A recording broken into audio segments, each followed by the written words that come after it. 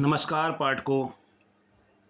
तो आइए हल करते हैं कुछ प्रश्न जो वर्ण से संबंधित हैं। पहला प्रश्न है, सामान्यतः व्यंजन कितने होते हैं? तो दोस्तों, सामान्यतः व्यंजन जो संख्या है वो 35 होती है। किस प्रकार से होती है 35? इसमें आपके 25 स्पर्श व्यंजन होते हैं और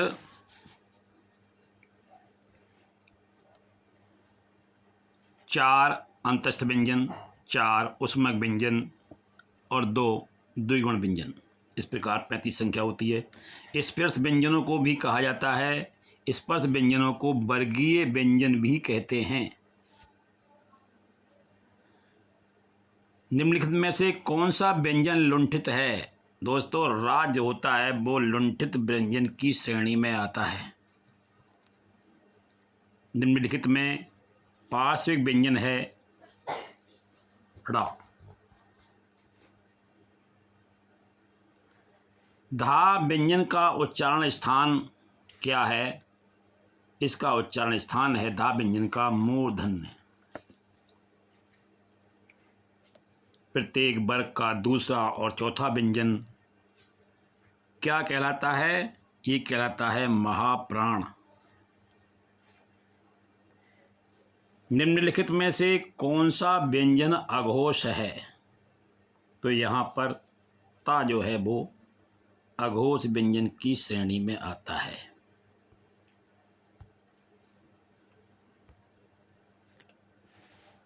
दांत और जीभ के स्पर्श से बोले जाने वाले वर्ण को दंत्य कहते हैं।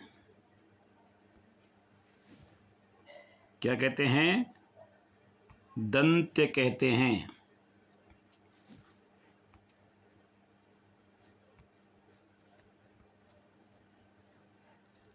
निम्नलिखित में से कौन सा वर्ण अंतस्थ नहीं है? तो देखिए, जो हा वर्ण है ये ऊष्मक वर्णों की संख्या में आता है। ये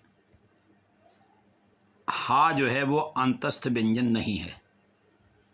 नावर्ण का उच्चारण दंत और नासिका से किया जाता है।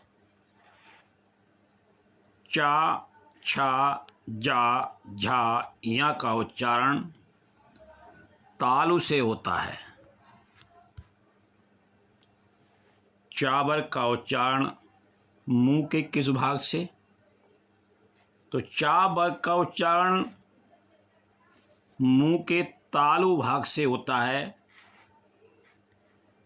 निम्न वर्णों में से पंचम अक्षर है मा।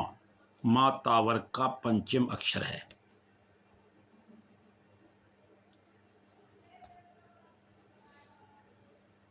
उसके बाद हिंदी भाषा में स्पर्श व्यंजनों की संख्या 25 होती है। स्पर्श व्यंजन 25 होते हैं।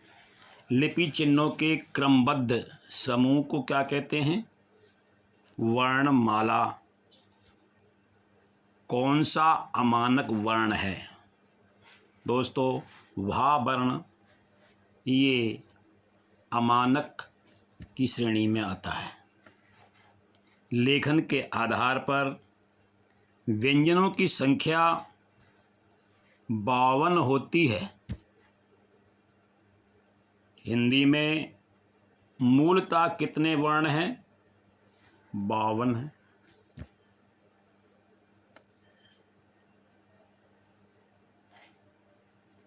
हिंदी में व्यंजन वर्णों की संख्या 35 होती है, जैसे पहले भी बताया गया है। हिंदी वर्ण में अंग और आह ये अयोगवाह स्वर कहे जाते हैं। तो दोस्तों, आपको ये वीडियो कैसा लगा? आप कमेंट बॉक्स में उत्तर दीजिए और हो सके तो हमारे चैनल को सब्सक्राइब कीजिए, लाइक कीजिए। नमस्कार और धन्यवाद।